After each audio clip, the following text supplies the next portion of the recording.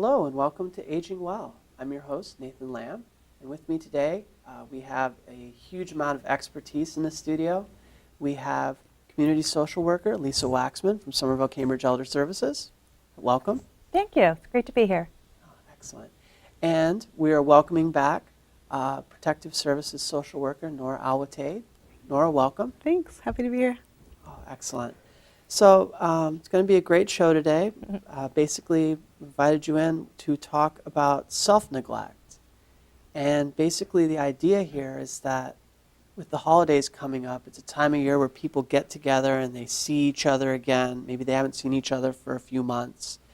And sometimes when that happens, when families are visiting, they notice changes in the behavior or living conditions of people in their family. And the purpose of the discussion today was to sort of talk about, sort of walk people through some of the things to look for and some of the ways to handle that challenge. So I'm thrilled you guys are here. I guess maybe a good place to start, the way that I've heard this defined from a protective services standpoint is self-neglect. So I was sort of curious if you could help explain what self-neglect is. Absolutely. In its most basic definition, it would be that it's a failure to meet your most basic needs. So those are like food, clothing, shelter, medical care, sometimes personal care.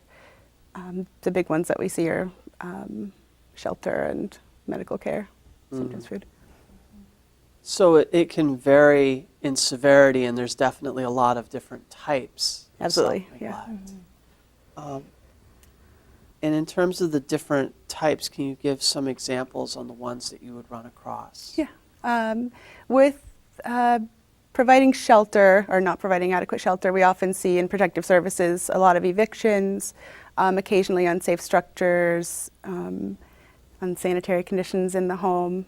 With not meeting basic needs with medical care, it's oftentimes not attending medical appointments, not attending to their medical needs, picking up prescriptions or taking them as prescribed. We see a fair amount of elders that maybe their memory is declining and they can no longer manage their medications. They can get super complex, and 50 pills a day is really, or exaggeration, but 20 pills a day can be quite a bit to manage. On food, we see a fair amount of also. It can be something simple like not managing eating the right food for your medical conditions, but also we see elders that maybe are mismanaging their finances. Sometimes it's on alcohol or drugs, or other times it's spending it on children. But if they run out of money, they can't buy food anymore. That's a big one that we actually see. Absolutely. And sometimes inadequate personal care can be another form of this neglect. Yeah, exactly. That's the one that people probably notice the most. It's the most obvious form of it as a outsider looking in. It's sometimes losing the ability to care for oneself, which can be kind of hard. Absolutely. And it seems like in things that involve safety as well, like if you leave the stove on, things of that nature. Yeah, it doesn't necessarily fall under the other categories, so yeah. Is this something where it can present a challenge of knowing how to approach that situation when you detect it? With a loved one? Absolutely, yeah. Yeah, it's really hard to have a discussion with somebody about the fact that they're losing their faculties or ability to care for themselves. It's kind of natural that as we age, we lose some of our abilities, and it can be extremely hard to ask for help or to even recognize when the decline's happening. Sometimes it's really slow, and all of a sudden you're no longer able to do the things you could do before. Absolutely. So what is a good way to proceed when people notice these signs that there could be some form of self-neglect? I can open it up to... Yeah. You know, what we find the best way to proceed is to be very respectful and to really approach the situation from the person's point of view, and to work with an older adult very slowly and have them acknowledge what they feel the issue is, and work alongside with them in addressing the problem. I think it's very important to state that all adults at some point in their lives of any age self-neglect. We all do when we don't go to the doctor when we're not feeling well, or if we don't eat well when we have diabetes. We all, to a certain degree, self-neglect. But unfortunately, as we get older, the stakes are higher. The consequences could be more dire. So what we try to do is we try to validate with older adults that change is really hard.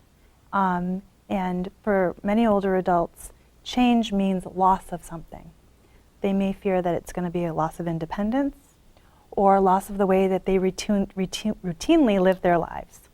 So acknowledging that, validating that, and being on the older adult side is the way to get in the door to develop the rapport with them.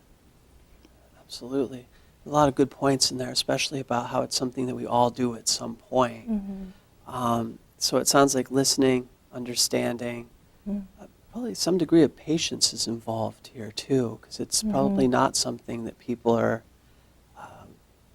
always eager to acknowledge, that you might need help when you didn't in the past. So Yeah, accepting help requires change. And for most adults, even younger adults, change doesn't happen overnight. So it does. It really requires feeling understood and trusting that accepting help will benefit you. Absolutely. And I was just going to ask, when people can actually report self-neglect to Adult Protective Services They can. at Somerville-Cambridge Elder Services, in which case they might end up speaking with you. Yep. So I was just curious, can you tell us a little bit about what happens when somebody reports self-neglect? Absolutely, yeah. If you have concerns about an elder in your life, you can call us. That's our job, is to investigate and try to figure out what's going on. If it meets our criteria, so it has to be pretty significant risk, Protective Services social worker would go out, and we do call ourselves social workers, not protective service workers that are coming in to impose our will. We go out and meet with the elder and try to talk with them, let them know what the concerns are, and try to figure out what the root of the problem is. With self-neglect, it can be hard because it's us pretty much saying you're not able to meet your needs anymore. That's the implication, at least, and that's what people hear. And our message often is to let them know that we want to do what we can to keep them home for as long as possible. We'll respect their rights as much as possible. So our primary concern is to respect people's rights, and we want to do harm reduction. So we won't come in and shove services on people. We try to do whatever we can to make it as safe as possible. I have noticed that in speaking with you before, that the not imposing of the will, respecting the wishes of the person involved is very important to you. In a lot of cases, if I remember correctly, you actually need the consent of the person being helped for them to receive help for protective services, which I think people don't think of that when they hear the name protective services. They sort of think of this very prescriptive, coming in and we're going to say what's what. The process you've always described whenever I've spoken with you sounds very different. What are some of the ways, granting that somebody wants help through the program, what are some of the ways that people might be able, are there programs that can help people meet these needs in their homes that you're able to connect them with? Absolutely, yeah. It would depend on what the problem is. If it's eviction, that's something that we can work directly with an elder on. We have access to legal resources, so that's one of the big ones. If they just need help around the house, we can help make a referral to home care. Sometimes people need more ongoing supports, and Protective Services is very short term. Our goal is to resolve the problem quickly and then try to connect it with long-term services for much longer. So a lot of times it's referring to home care, sometimes it's referring to our Connect program. If people have assets, we can refer to other programs or geriatric care managers, one of those types of programs. Absolutely. So it's definitely, in a lot of cases, you're connecting people with other programs that we offer for people, which is great. I think that's it for segment one. We'll take a brief break and be back in a minute.